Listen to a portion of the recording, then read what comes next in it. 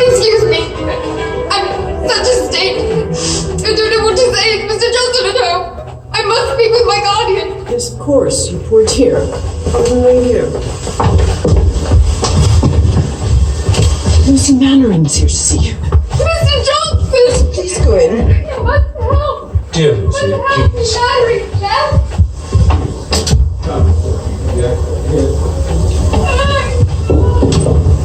Madam, Mr. de Courcy. Oh, good day. Mr. de Courcy, what a surprise to see you. It's so kind of you to call. I must thank you for last evening for setting matters right. Lady Susan's explained everything. I'm ashamed to have spoken as I did. It was foolish of me. No, not at all. Most sympathetic. But you do not have to come to thank me. Courtesy did not dictate it. In fact, it's not my sole motive. Lady Susan has entrusted me with a letter for you. Strictly private. How intriguing. Has an animal been injured? No, private theatricals. Medea. They perform next week, but prefer not to be watched rehearsing. Thanks again for the charming evening. She's with him now. This can't continue. It mustn't. Lucy, please don't. Stay here, rest, recover your equanimity. Equanimity? They're together now. I implore you, come with me. Talk with Mannering. Reason with him. As my guardian, won't you help? Even if I found them, what good could be done? Yes, heed Mr. Johnson. His counsel's excellent in such matters. What have you? A letter in her hand? Return that letter, madam. It's not for you. Stop. Excuse me. Madam, I believe you're on the verge of making a grave error. You are Lady Mannering. Lady Mannering of Langford. You've recognized your friend Lady Susan Vernon's hand and assumed the letter's for you. You think that lady is my friend? She's with my husband now. As we speak. He visits her. That's not possible, madam. I've just left her. She's entirely alone. Even her servant sent off. Owen! Owen, come here, stand here. Tell this gentleman what you've seen. Your ladyship. Repeat to him what you told me.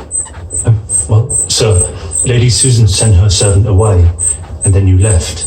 And a few minutes later, Lord Mannering arrived and was received by her ladyship. Alone? Yes, sir, I believe so. No one else came or went. No, stop. The letter's from Mrs. Johnson only. Here. I send Reginald with this letter. Keep him there all evening if you can. Mannering comes this very hour. It's not possible. I must stop this. Please, sir, come with me. What could possibly be gained? It could even be dangerous. This is a matter for your solicitors. Mrs. Johnson, this is beyond what I could have imagined. You promised that you would give up all contact with this woman. I have no idea what she writes. She's gone mad. I'm sorry to say, my dear, that I hear the Atlantic Passage is very cold at this time of year.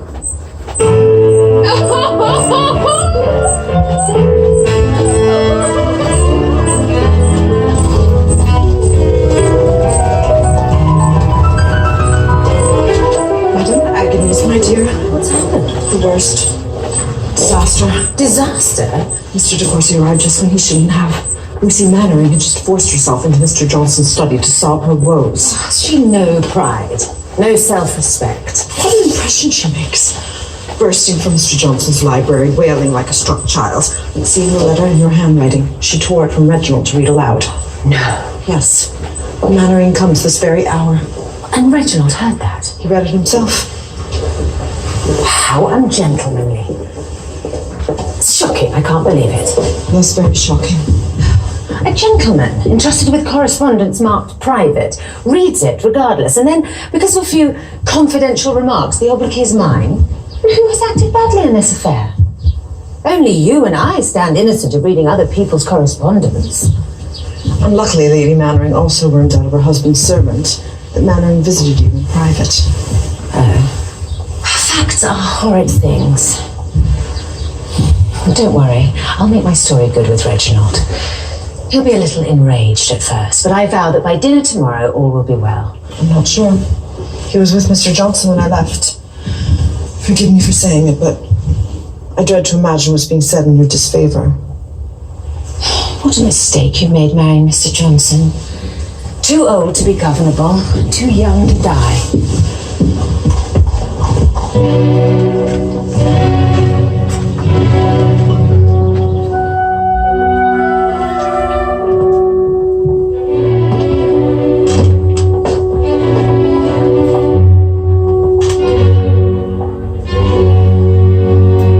Good afternoon, madam. Of course it might seem outlandish or shocking to others, but we're not expecting others to read our correspondence and don't put things for their benefit.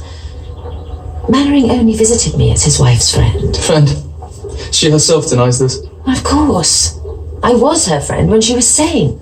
Her great enemy since. Mannering left Langford to escape her deranged suspicions. In granting him an interview, my sole motive was to persuade him to return to her and see what might be done to ease the poor woman's mind. Yes, but why alone? Why did you arrange to see him alone? You cannot divine the motive there. Servants have ears, with the unfortunate tendency to repeat whatever they imagine they've heard. I dreaded injuring the poor woman's reputation still further. You imagine I could accept such an explanation? I can only tell you what I know to be true. Did you succeed?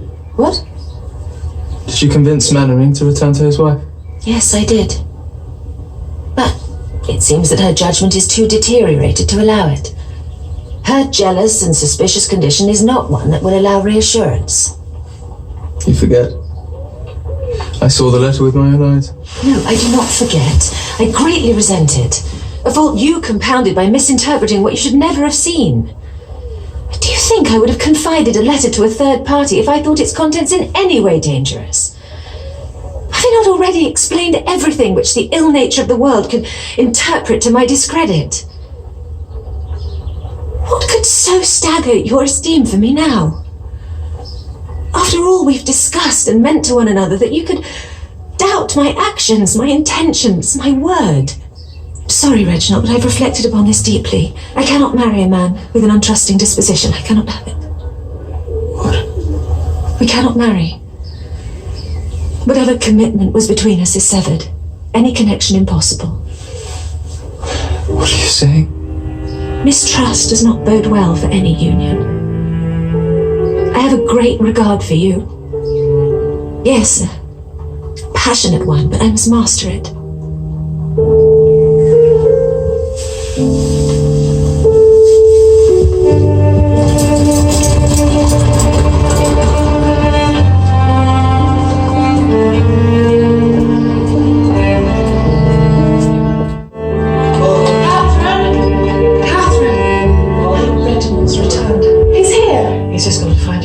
It's not. No, the most happy news. Our fears were in vain. What? The engagement's off. How? Well, Lady Susan broke it off herself. She did. Reginald's most cast down, but I'm sure he'll soon recover and, well, dare we hope, cast his look elsewhere. That woman's a fiend. What do you mean? Lady Susan. She has an uncanny understanding of men's natures. By forcing the rupture herself, she's engaged Reginald's pride. Uncanny, I don't understand. Reginald will start to doubt everything he's heard to her detriment. A guilty regret will overwhelm him, and slowly, surely he'll convince himself he's wronged her. You frighten me. Yes, if Frederick Vernon, renowned for his good sense, let Lady Susan ruin him, what chance has Reginald? You speak as if your brother were not wise. Sure he is. Everyone comments on his lively understanding. You are the best of mothers, but Reginald has just the sort of sincere nature most vulnerable to a woman of her genius. You think she's a genius? Diabolically so. Like the serpent in Eden's garden.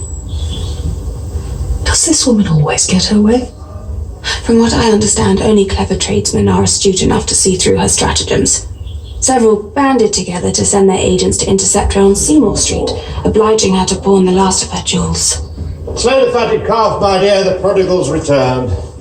What's wrong, my boy? The joy of seeing your aged parents eludes you. Don't tease him, Father. Mr. Father's right. He'll have him fleeing back to London. No risk of that, I assure you. London holds no charm for me. Oh, you realise that? Good. Never appealed to me at all. Dirty, noisy, noxious gases, soot. I don't see the point of towns. Far better to live on one's own land. Everyone should. I'm afraid this relates to my sister-in-law. Yes, sister. Congratulations on your entire vindication. On the contrary, I don't see out of danger at all. I assuredly am. What's all this about?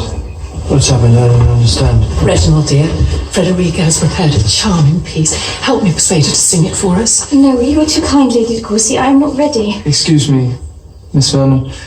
Mother, as much as I'd like to, I'm afraid I'm too tired to be a suitable audience. If you'll excuse me. No, you must stay. Frederica's a songbird. Never heard anything like it. Don't deny us this pleasure, my dear. Reginald, we need you to insist. As I said... No, I'm sorry. Excuse me. You must play it, my dear, The please. Kentish nightingale, I call her. Voice is remarkable, even to my hearing. She must have it from her mother's side. Lady Susan's voice is a clear, natural soprano, lovely. Beautiful. It is it? Do you expect visitors, Mother? No, who would visit us? Look who's come from London. What an agreeable surprise. Excuse me for arriving this way. What a delightful family pose. Yes, it is the season for families to unite, so especially welcome to have you here. Thank you, Charles. I do hope that, recognizing a mother's anxiety to see her child, you might excuse my abruptness. Nothing to excuse.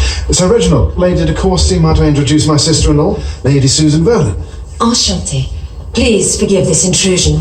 Now that I'm fixed in town, I can't rest with Frederica away. Isn't such anxiety new? Yes, it is. I entirely agree. But now I'm in London, where the instruction Frederica needs can so readily be found. Her voice has some promise. Some? She's a veritable songbird. The Kentish nightingale, I call her. Do you? Is this really Kent? Delightful. You are right, sir. Frederica has the native talent a bird might, but those few notes can get repetitive. But Mama, couldn't I stay? But Mamma, couldn't I stay? Charming.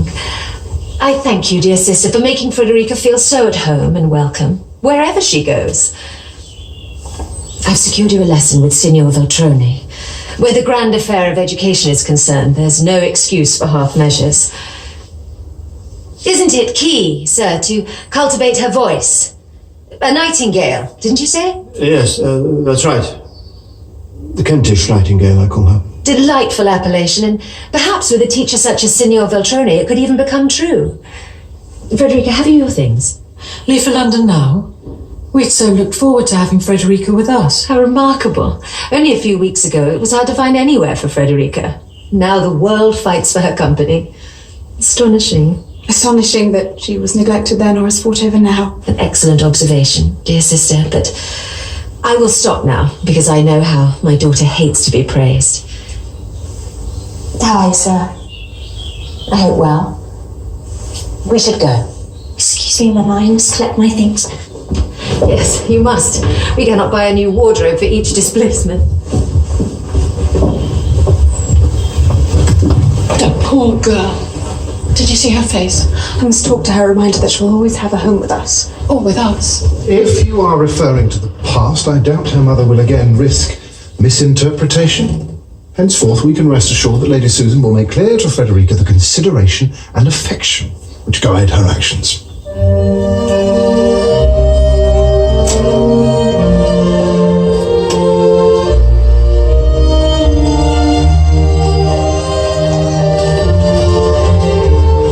To the trouble of retrieving Frederica from Parklands to again be thwarted. Maria Mannering may sob, Frederica may whimper, and the Vernons may storm, but Sir James will be Frederica's husband before the winter's out. You brilliant creature. Thank you, my dear. I am done submitting my will to the caprices of others, of resigning my own judgment in deference to those to whom I owe no duty and have very little respect. Too easily have I let my resolve weaken. Frederica shall know the difference. You're too indulgent with the girl. Why let Frederica have him when you could grab him yourself? Sir James? Yes, I know your unselfish nature, but can you afford to bestow Sir James on Frederica while having no Sir James of your own? Madam, Mr. Johnson sends word he returns to dine. Thank you. Insulting. Opposite. I don't doubt your ability to get to Courcy whenever you want him, but is he really worth having? Isn't his father just a sort of enraging old man who will live forever? And how will you survive? On the allowance that Frederica, as Lady Martin, might grant you, as guests at Churchill. I'd rather be married to my own husband than dependent on the hospitality of others. We must protect her, not just for her own sake, but for her dear late father's. What can we do? We must find the argument to persuade her mother it's in her best interest, which of course is her only guide. That will mean a trip to London. Fortunately, Charles must have some business there to justify such a trip. What a marvellous husband you have, my dear. Charles seems to live to oblige. It's true. I've been lucky. Charles always seems to have some pretext rather for doing just what's wanted. Dearest, I believe you have pressing business in London. Oh, yes. You're so kind to visit. Frederica will be delighted. And how are the children? Especially my dear Frederick. Very well, thank you. Frederica, come and see who's here. I can't express my gratitude for the hospitality you've extended us. Not at all, our great pleasure. Hello, Frederica. Good afternoon, my dear. Hope you're well. Thank you. Oh, it is so good to see you. Frederica, why don't you go upstairs and play a piece? Select something charming to show your aunt and uncle what you've studied. With pleasure. You'll see the strides she's been making. Oh, do mind your head. Frederica plays all the new music. Haydn, Himmel, Bernardini, Cherubini. Do sit down. So you're happy with the progress she's making? Yes. Only in a city such as London, I believe, could she have had such instruction.